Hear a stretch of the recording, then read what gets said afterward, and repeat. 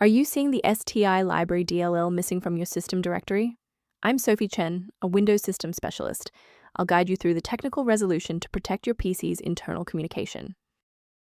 Before we get into the technical process for Sti Library, you can find a professional diagnostic utility for system environment review.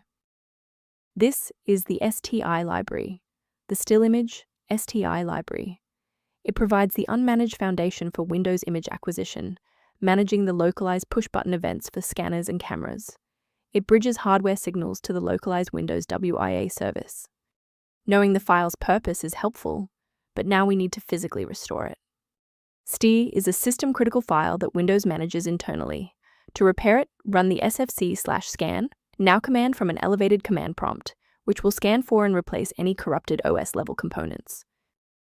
If the error persists despite the new library files, we must verify if a simple synchronization conflict is preventing the file from loading.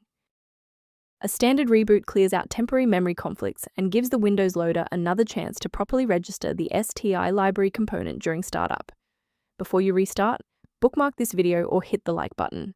It makes it much easier to find this tutorial in your history so you can pick up exactly where we left off. With the restart confirmed as ineffective for this instance, let's analyze the registry settings next. If you need to pause the video while navigating the registry editor, feel free. Rebooting didn't reconnect the runtime links, so let's go into the control panel and refresh the library files. First, go to Control Panel, then select Programs and Features.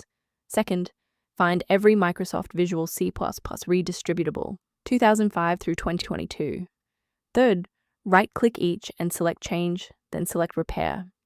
If that fails, download the latest all-in-one VC++ redistributable package from Microsoft's website. Please note that for DLL files with numbers, the number tells you which version to repair. For example, 120 equals 2013. For a clean and stable recovery, it's important to stay within verified developer ecosystems. The risk of a blue screen of death increases significantly when you attempt to manually swap out files like Sti Library DLL in your System32 folder. Managing these dependencies can be streamlined by using a specialized diagnostic utility to monitor your system state. To minimize background load and improve stability, the diagnostic kit linked in the description includes Sti library documentation. I'm Sophie Chen. We are dedicated to providing clear, safe paths to PC repair, including Sti library dependencies. Subscribe to support our technical mission.